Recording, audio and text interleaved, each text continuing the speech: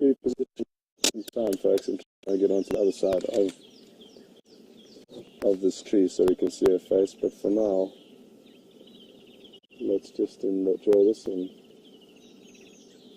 I saw her looking up at this tree and was hoping that she would go up, and I'm very happy she did.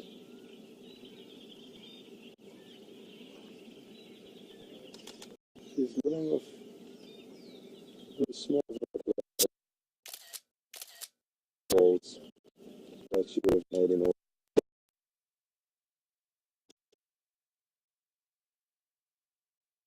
Making these small contact calls.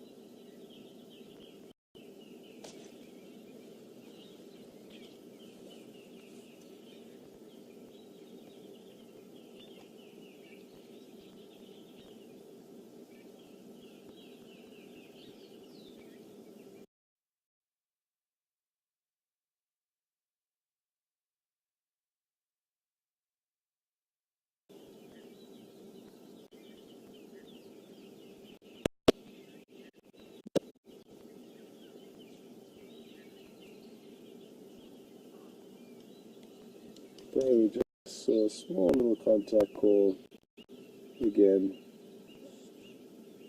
I hope you noticed that, folks. It was very subtle, but she did let off a small contact call there, so she still is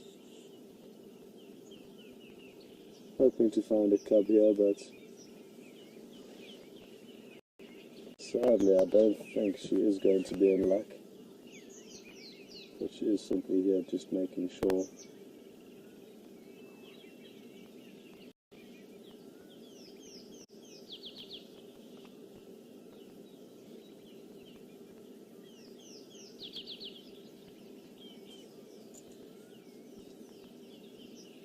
Moving out, and I just want to say, Craig, thanks, man, well done.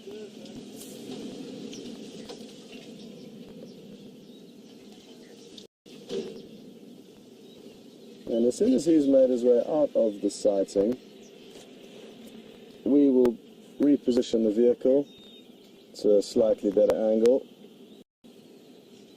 Or a different angle, not a better angle. I think this is a great angle here.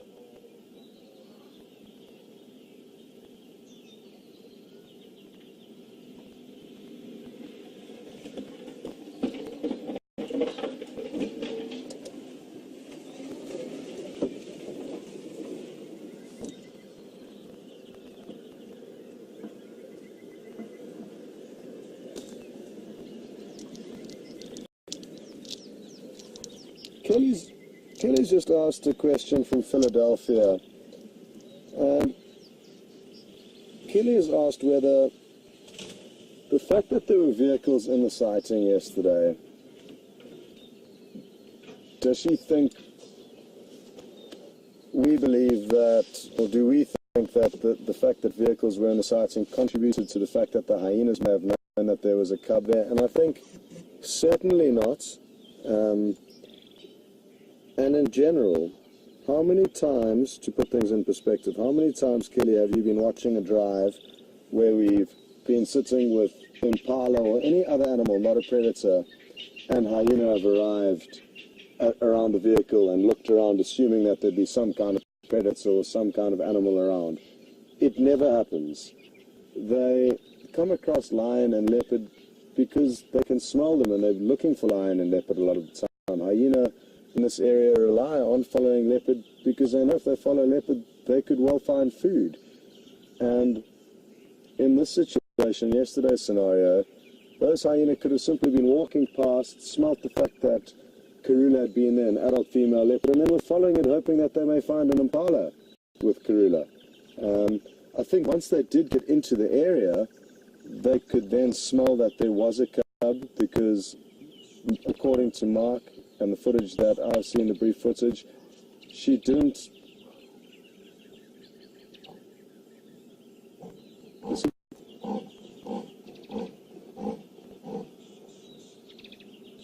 Now, folks, that is the typical leopard audio that they do vocalize, and that was really interesting to hear. That wasn't the softer contact call that we had heard calling and making earlier. That was a louder contact call meant for other predators, or maybe meant to. I've even seen leopard doing that call after missing impala, or missing a killing opportunity, missing a hunting opportunity, and they almost do it shouting in disgust that they've missed out. So could mean a various number of things, that vocalization we've just heard, but I'm so glad you got to see that. So Kelly, back to your question. No, I don't think the fact that there were vehicles in that sighting contributed to the fact that the hyena knew that there was a cub. They've got exceptionally good senses of smell, and I think that would have led them to the fact that there was a leopard with cubs in that area.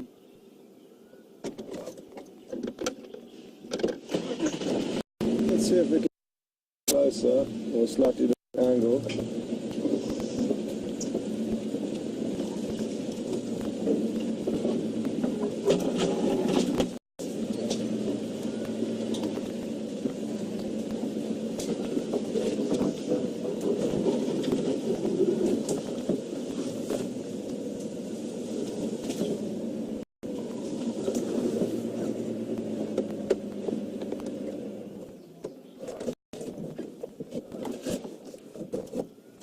Beautiful. Look at this, folks.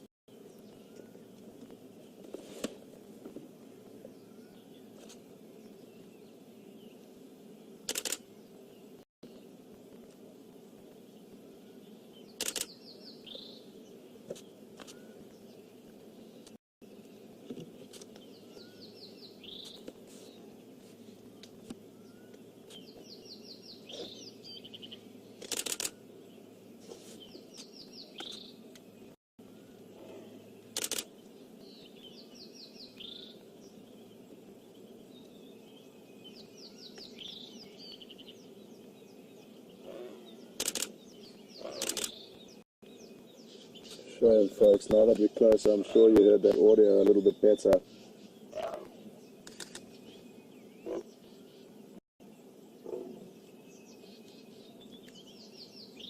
And you can almost hear the frustration and despair in her voice, even though we don't know what she's saying. You can hear that she isn't happy, and that she's almost hoping something will change.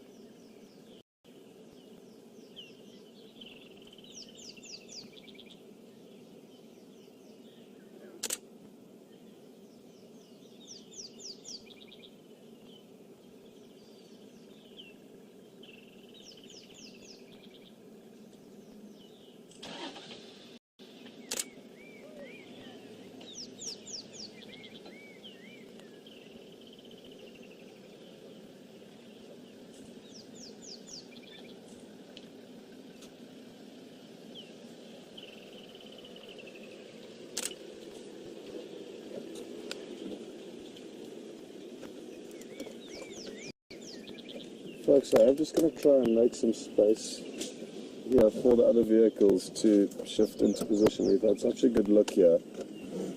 And I'd rather move out and let them have a chance to look, and that way give everyone a turn. By looking at the spot patterns above their whisker line, so you can see on her left-hand side of her muzzle, she really is frustrated, folks. As you can see, she's got 4 spots above her whisker line on her left-hand side of her muzzle. And I think 3 on her right, so she's got a distinctive 4-3 spot pattern. That is one way of doing it, but there are so many different spots on their body that you can look at for identification purposes. But typically the most commonly used ones are the ones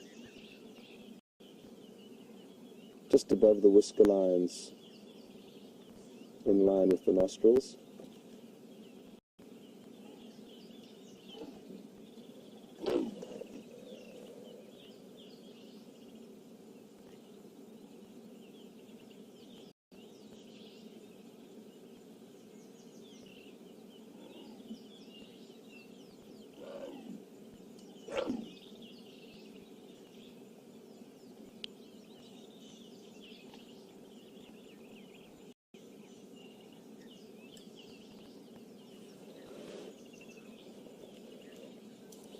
Questions just come through from Douglas asking how many more litters Karula could have relative to how old she is.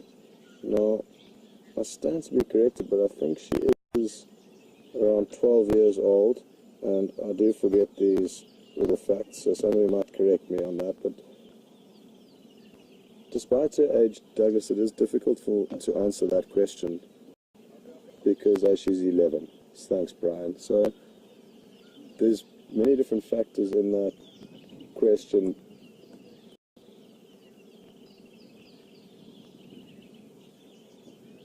One being that she could well lose a lot of litters very short into their lifespan and therefore give birth to many.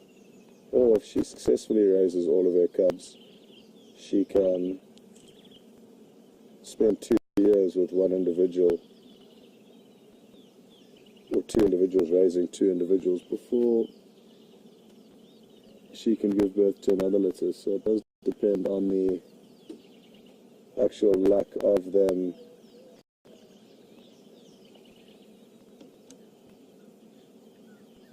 raising cubs, and depending on that success rates of raising litters, it will obviously impact directly on how often she gives birth. Because if, for example, in the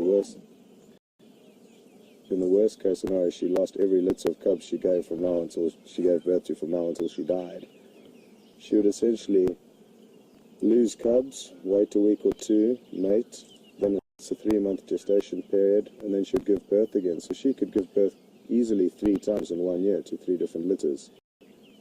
But that is only if they continue to get killed.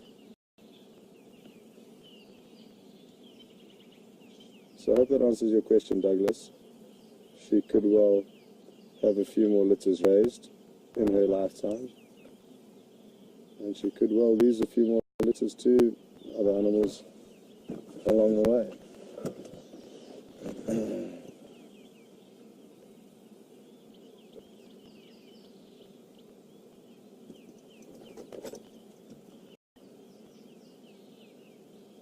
Copy that, Ephraim. You make your way and I'll make space for you as soon as you get here.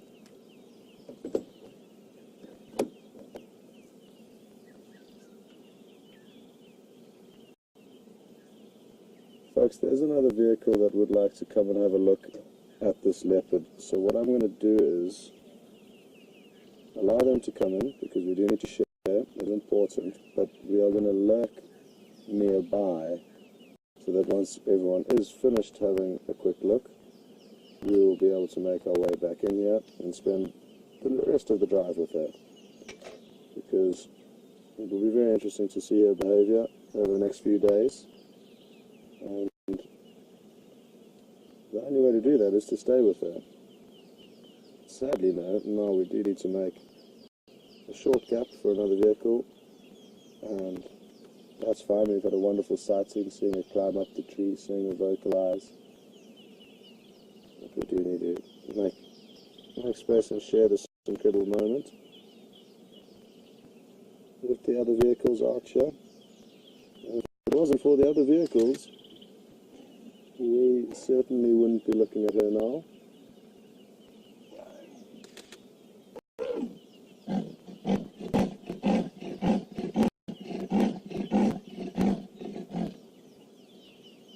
Incredible, folks, to see her vocalizing like that with our perfect angle. We are very, very lucky.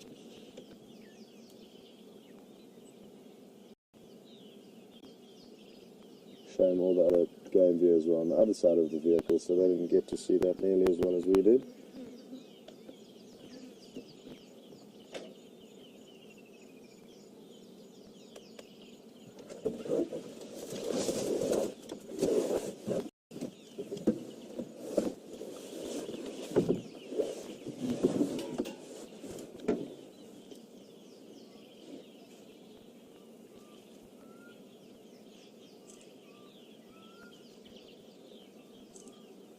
Well, folks, the angle VM's giving you now is just to give you a little bit of a different perspective as to where the leopard is relative to us, and we are very fortunate in that we can be very close to these animals without them being too disturbed by us or at all. She's completely relaxed with our presence, and this is rare. You don't typically get leopard this relaxed with vehicles unless you come to very specific places like the Sabi Sands, where leopards over many, many years have been habituated to the vehicles, and therefore allow us to view them during these very, very interesting periods. And before, leopards were followed so intimately like this, a lot less was known about their behavior, and still to this day a lot is being learnt about their behavior, proving all the textbooks wrong. And this is simply due to the fact that they have now allowed us into their space and continue with their daily ongoings unperturbed by us.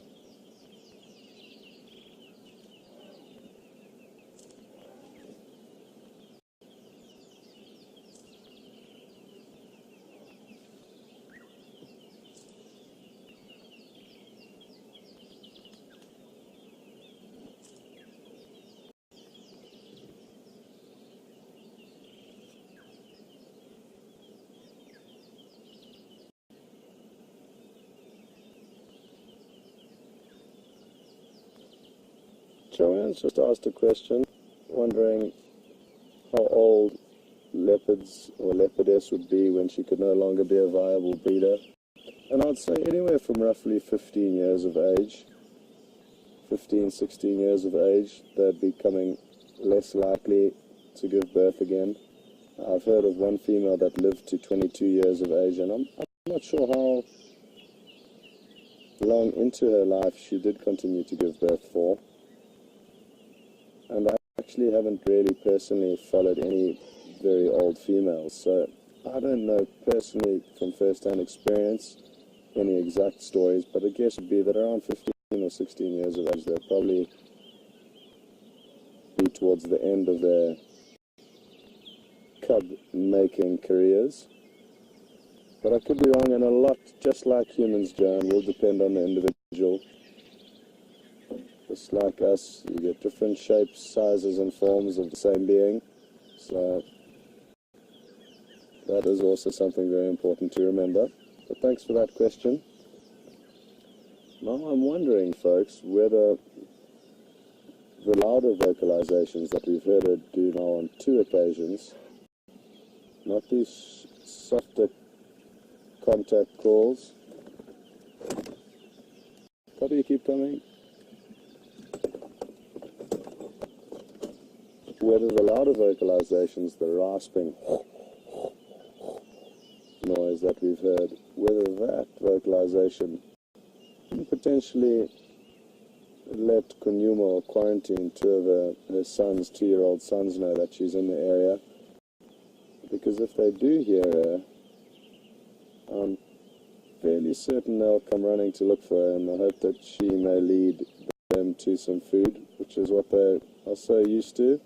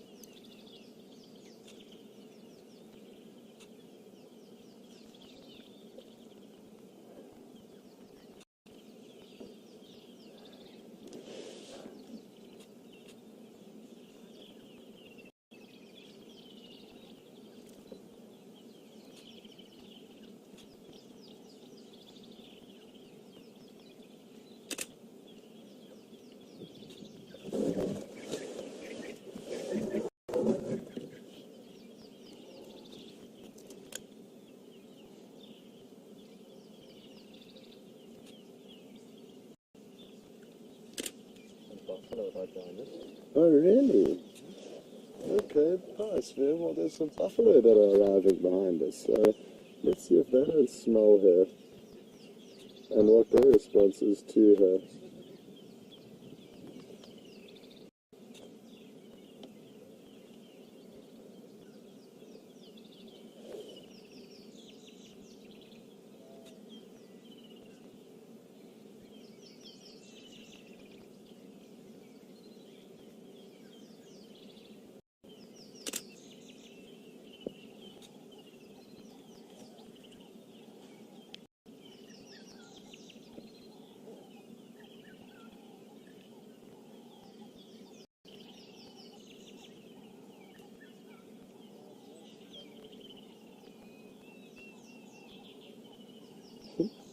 How many buffalo can you see here? Two. There's 2 buffalo bulls. We'll potentially be able to show you one passing by shortly, but he does have difficult angles. They are right behind us.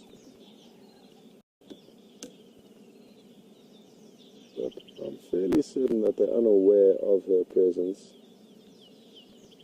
The direction they're coming in relative to the direction that she came in from are different, so they wouldn't have passed over her scent trail from where she's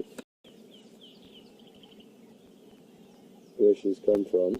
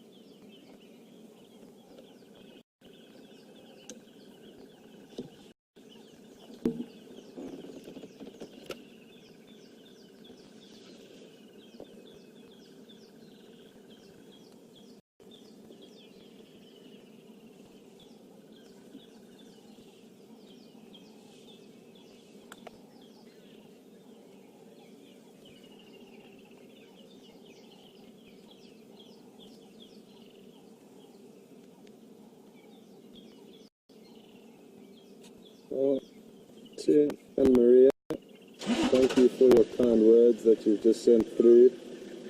And it is so true, Anne-Marie's just remarking as to how lucky we are to be viewing this behavior of a female leopard grieving the loss of one of her cubs. And you're right, Anne-Marie, it's exceptionally rare behavior to be exciting, and I'm so happy that we are able to share this with you, because it isn't something that happens often. Even in the 3.5 years that I've spent in this area, with a lot of good leopard viewing, I've only ever had a mother leopard viewing her cub once before in all my time out here, so I'm very happy that we are viewing it despite the horrible scenario it is for her. It's nature and it is what it is, and what it does allow is, like you say, some incredible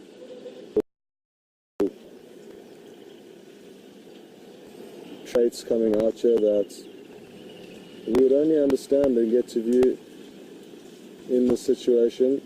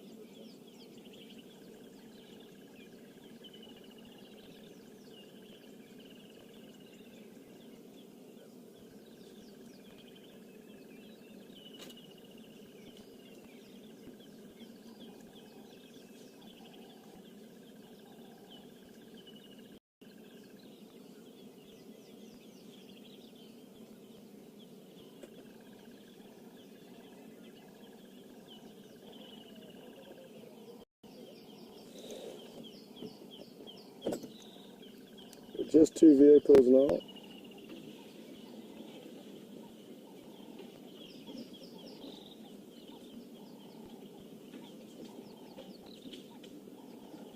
It is interesting to notice how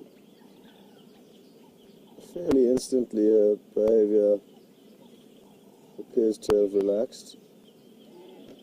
But as I say that, she objects and starts to call and show a more alert sense of character, whereas she was almost looking like she could doze off to sleep there for a moment.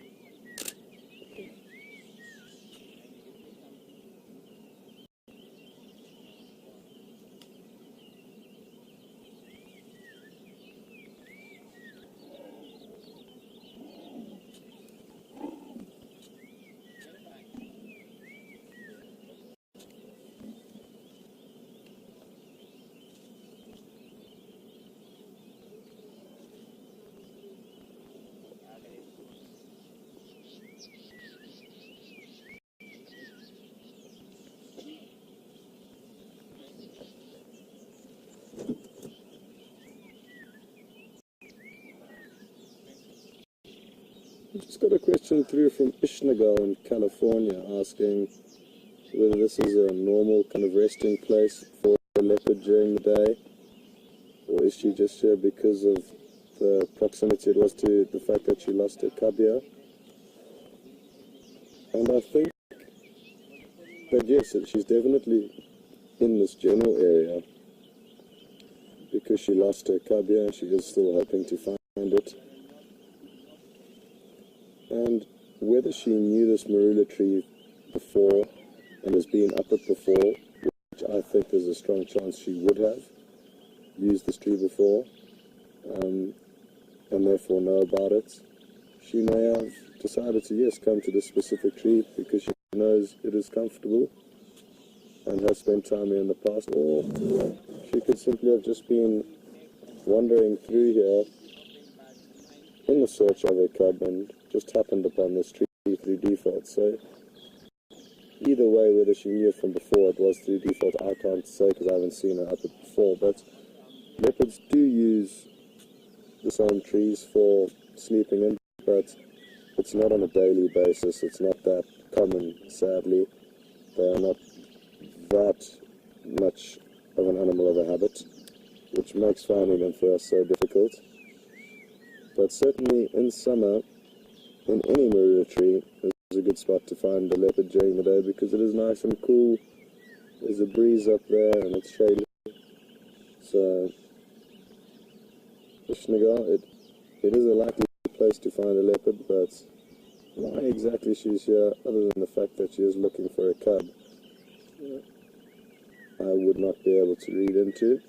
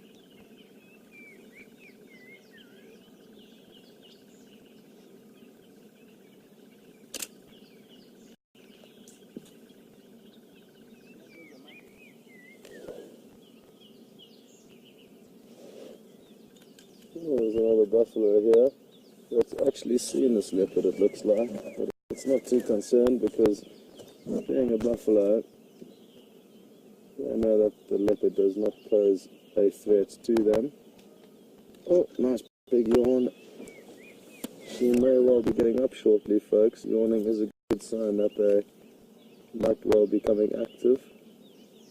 So with a little bit of luck, she will be up and about shortly.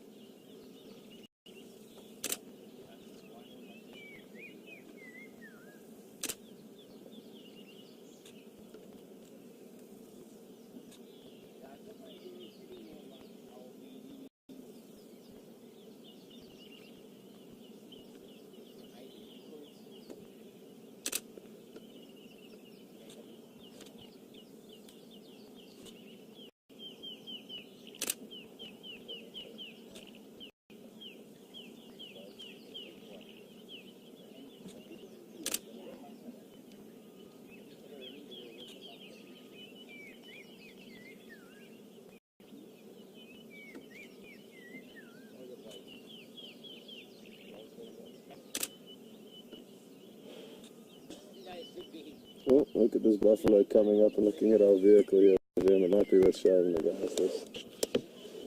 Because the buffalo is just in front of our vehicle here, and you can see it's not at all happy with us and or the leopard. It can smell, I don't know if it can see the leopard, but let's watch this behavior. And just be careful, because I don't want this buffalo to run into us. But you can see it's smelling, and it's concerned about something, so it can obviously smell the leopard, which is looking down at him now. And it's just a few meters away, but far too big for the leopard to try and catch. So she's probably just going to stay right where she is.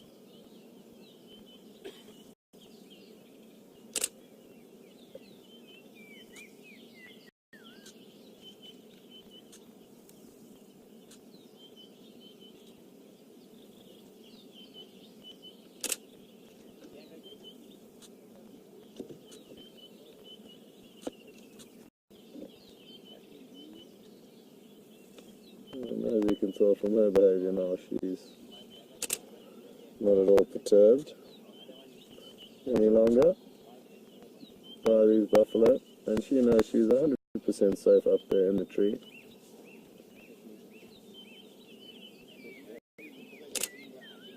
Them, on the other hand, are getting a little bit worked up, and he is looking up at her now, this buffalo.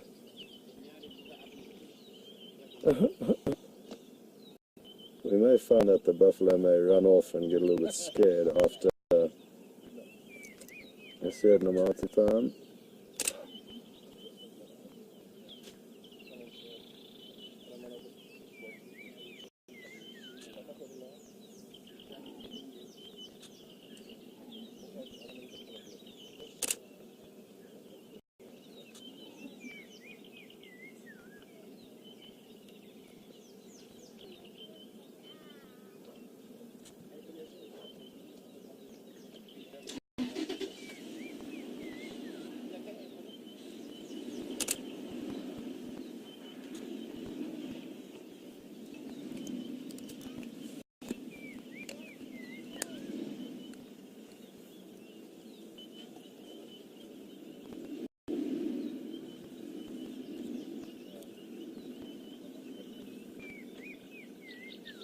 Well, who'd have thought that we'd have two of the big five, two of Africa's most iconic animals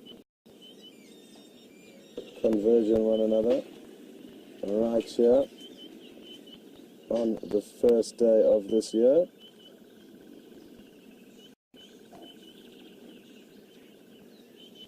And what a beautiful way it is to start the year. What a question has just come through from Clint. I think it's in Fiji. Good afternoon, Clint, or good morning, Clint, and welcome on board. Clint is asking if a buffalo has ever charged my vehicle or crashed into my vehicle since I've been working here. And the answer to that is no. I have not had that experience. Although, through default, a buffalo did crash into my vehicle once. It was being chased by a lion, so I don't blame it for doing whatever it needed to do to get out of there. So I have had a vehicle run into the front of my vehicle before, and I had actually even warned the guests that it could well happen. We were down in a riverbed, and there wasn't much room for these buffalo to go anywhere, and we knew the lion were approaching them, so I did warn the guests and say that there's a strong chance that the buffalo would run into the vehicle, but not attacking us, just in the excitement or in its haste to get out of there as soon as it realized the lion were there. And that's exactly what it did. It crashed head first into the bonnet of the vehicle, but at the last second it did jam on brakes because it did realize that it wanted to rather get past the vehicle and away from the lion. So I have had one crash into the vehicle once, and I have heard of many different stories of buffalo crashing into vehicles in a malicious way. So it does happen, but thankfully not very often. Your biggest chance of coming unstuck with buffalo would be on foot, Clint, and is when they can be really dangerous. But in the vehicle, thankfully, they do give us a little bit of respect because the vehicle is big and can make quite a loud noise if you rev it. So those two factors do aid in us keeping animals at bay when in the vehicle.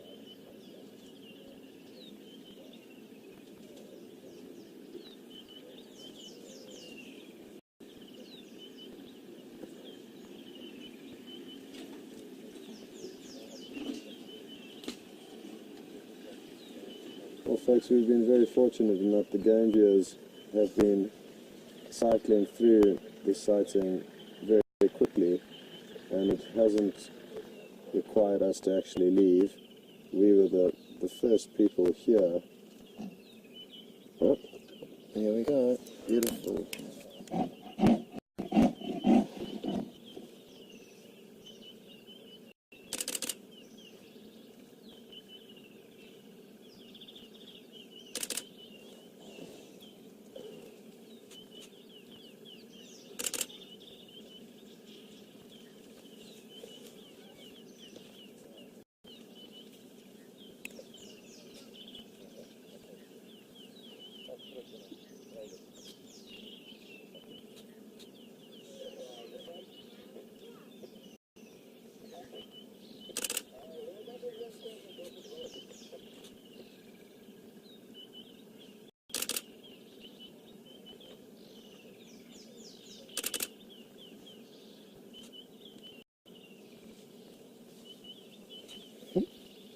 Buffalo gave a little hiss at the leopard as it started vocalizing, and I'm so happy you got to hear that audio and get to see her performing it, because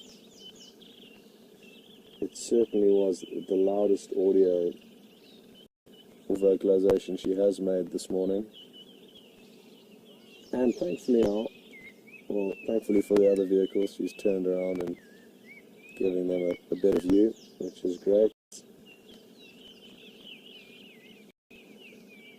And she could well come down the tree now. Sadly, we are not on the right side of the tree now to capture this moment, because she's going to go down the same way she went up in all likelihood, but she could prove me wrong. But I'm guessing she'll go down the same way she came up, which is on the other side of this tree.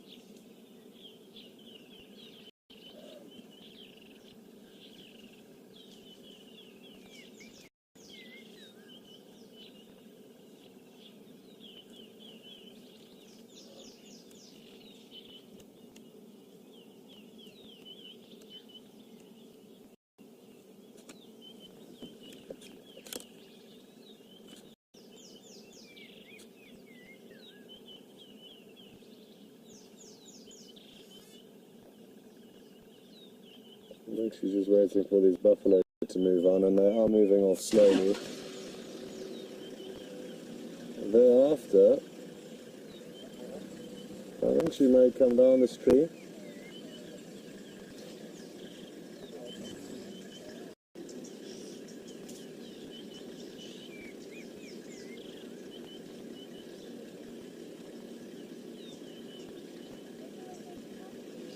The good thing about her general behavior today is that if she does continue to vocalize like she is, and who knows, this could already be calling in another male to let them know that she may be interested in mating. I may be wrong. Either way though, this loud audio that we are hearing her make will certainly aid in us trying to track her down this afternoon, because she could well move from here between now and this afternoon and still be in the general area, and this audio that she may let out for us will then, I'm hoping, lead us closer to where she may be.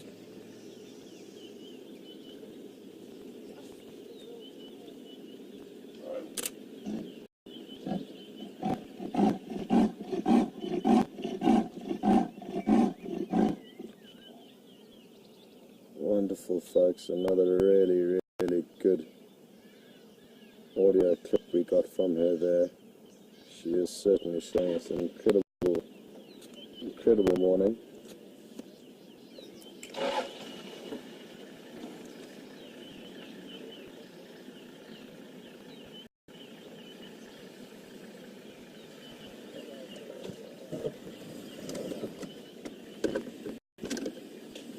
Dawn has just asked a question. Good morning, Dawn, and welcome on board. Dawn has just asked whether the buffaloes would charge her if she did come down the tree, and I think the answer to that is yes. That if the buffalo did manage to see her at any stage, she would, or they would chase her, but that's not guaranteed. Oh. Well, I am just going to get us onto the other side of the vehicle, of the tree, and I hope that we can get a frontal shot of her coming down. I'm guessing she will come down the same way that she went up. So I'm hoping she will provide us with that great sight of her coming down the tree shortly.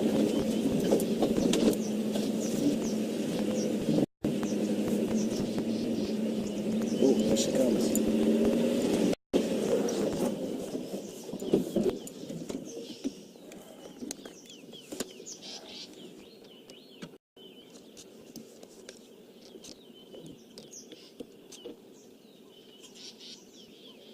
Beautiful.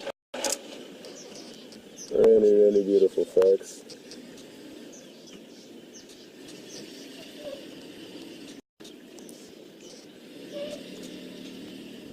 And she is going to pop down at any second now, so watch closely.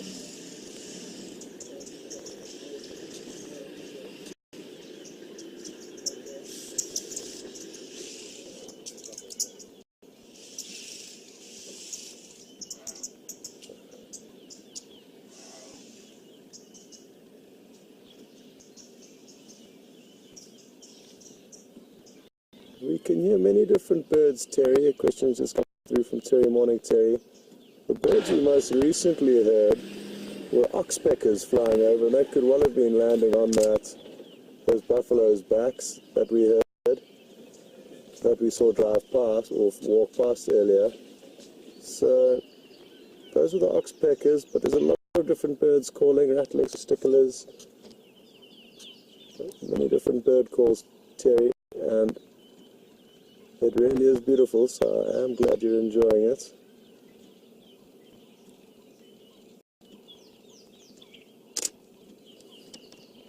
Oh, this is magnificent.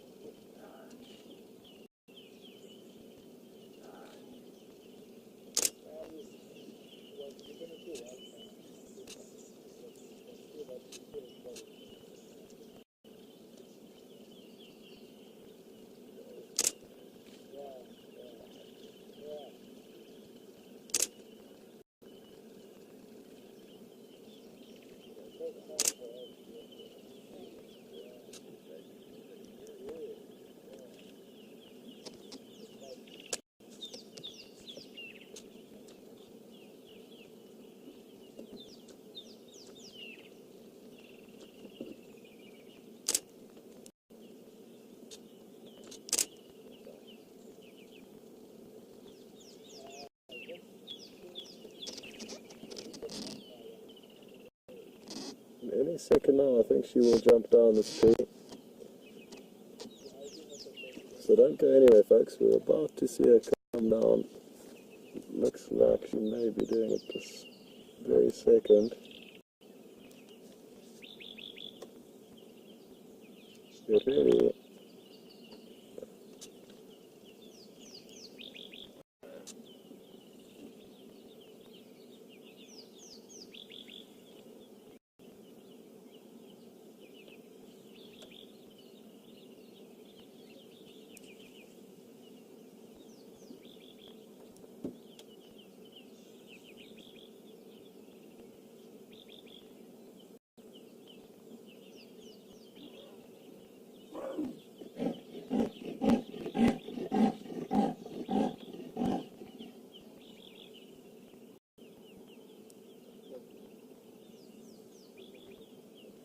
It really is such incredible behavior that we're witnessing here, folks, so I hope you are enjoying every minute of this.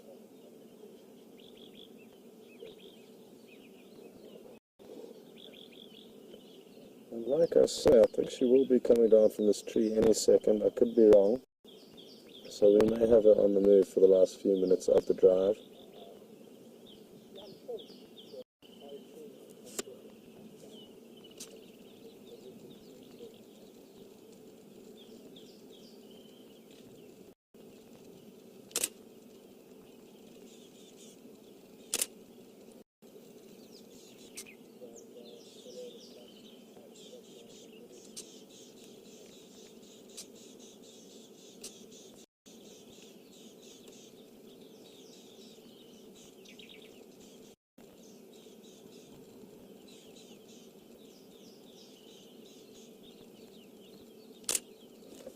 Here she goes. Oh, no.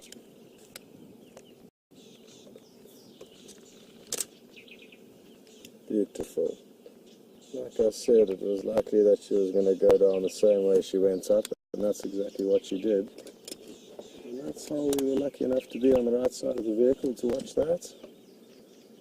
She may well be going back to where she did lose the cub now. She is heading in that direction, possibly just for one last check.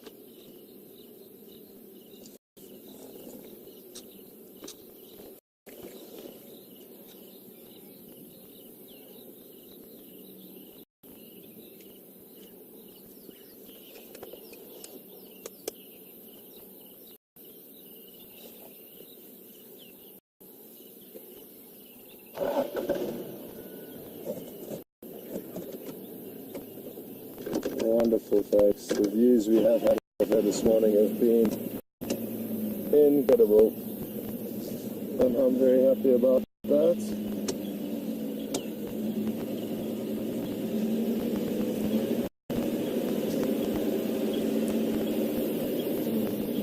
So I'm just going to try and stay with her for the last few minutes to see what she does, so that we do have a better chance of seeing her this afternoon. We only have 10 minutes left.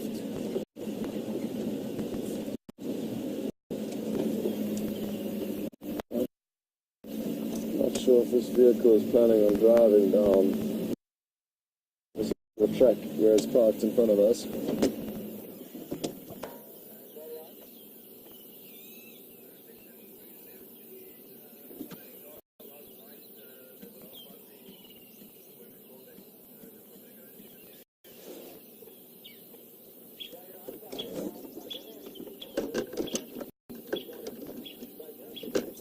Sorry, folks. I am blocked by where this vehicle is, so there is nothing we can do for now.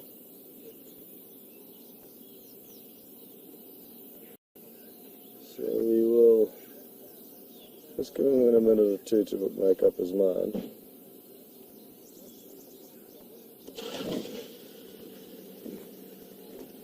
It looks like he is making his way out, so we will make our way down on him and continue. How are you doing? Good, good. Okay, now, sadly, in the last few minutes, folks, I have no idea what Kula has done, but I'm guessing she has continued moving down into the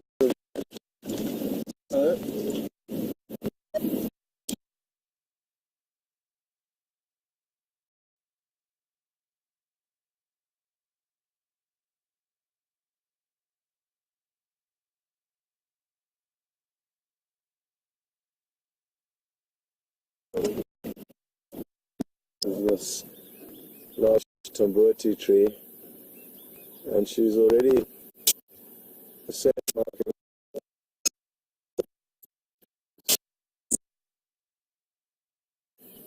and not an actual scent marking break. And yeah, just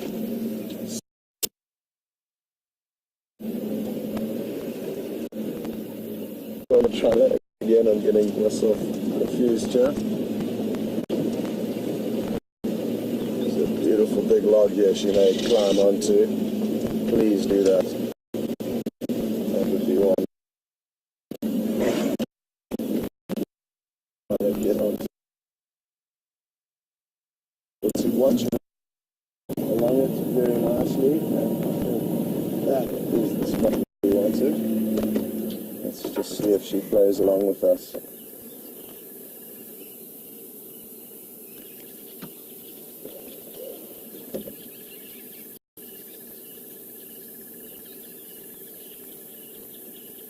Come on. Come on.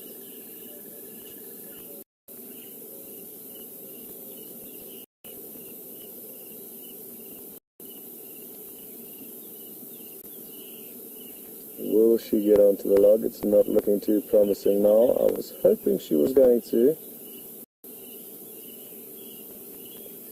But I think we may no longer see her up on the log. But as she passes beneath it here, it is going to be beautiful. Here we go.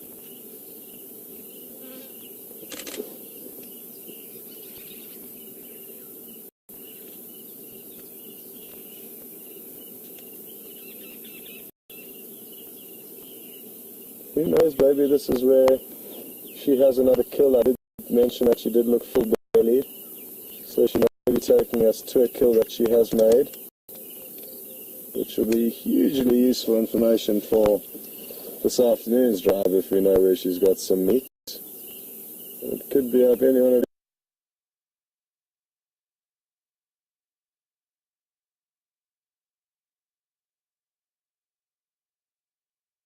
this branch again. It's a scent marking trait that they'll rub their bodies against certain trees.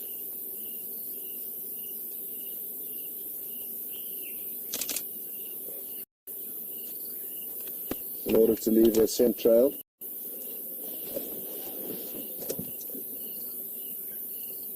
Who knows, folks, she could also be leading us to another cut if there is another one. So anything is possible here.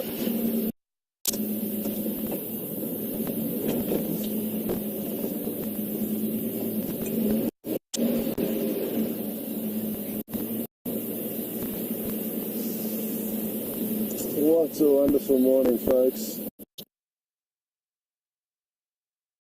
Obviously,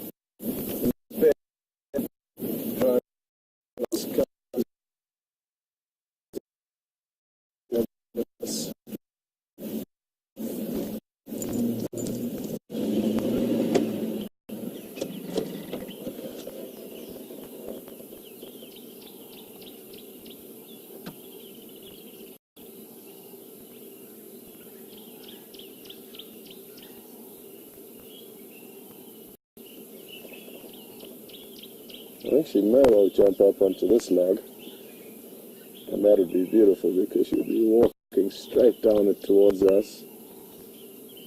Come on. Oh, is she just going to lie down here and relax? What is she going to do?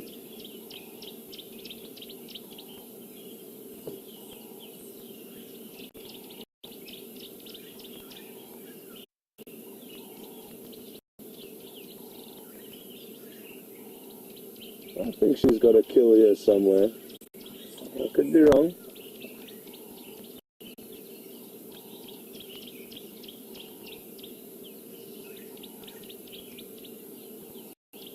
Or it could just be that she knows it's a very shady spot in amongst these Tambutis.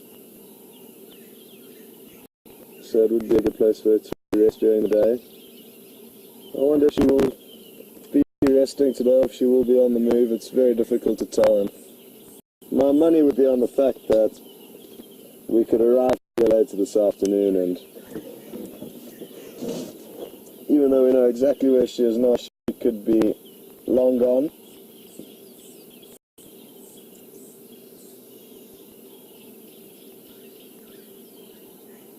Having said that, though, we certainly will come back here and double check this afternoon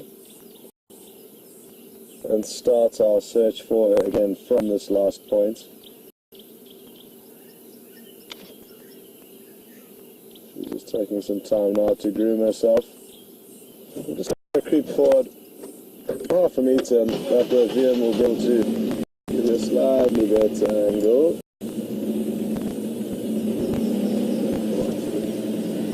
There we go. That's as good as it's going to get.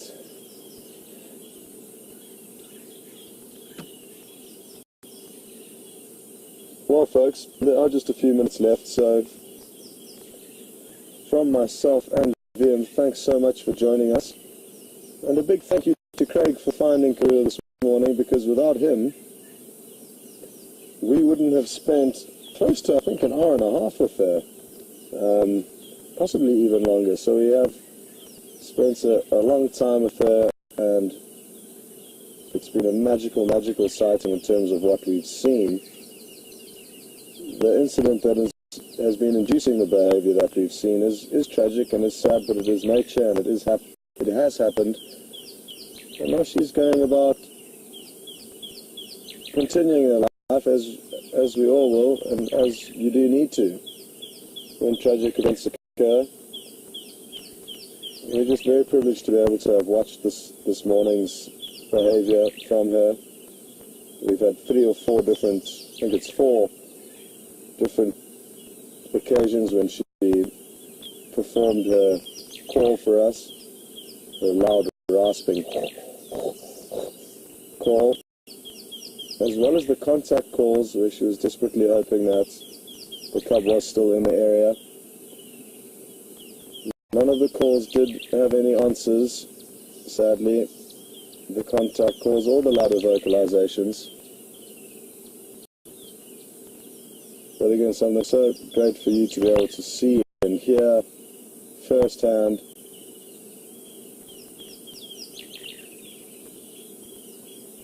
So again, thank you very much. Thanks for all the questions. Thank you to Brian for directing from the final control this morning. And again, thanks to VM for being on camera. This afternoon, myself and Mark will both be out again. So 2 vehicles this afternoon. And in all likelihood, we'll come back here to follow up on her. And Mark may head off into a different area in search of other things. Either way, though, the 2 of us will be doing our best to show you as much as we can of this beautiful place we find ourselves in.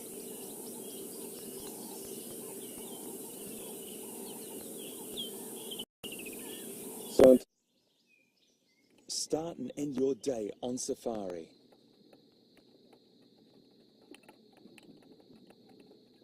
Every day, twice a day through January 31st, join a real African safari live online.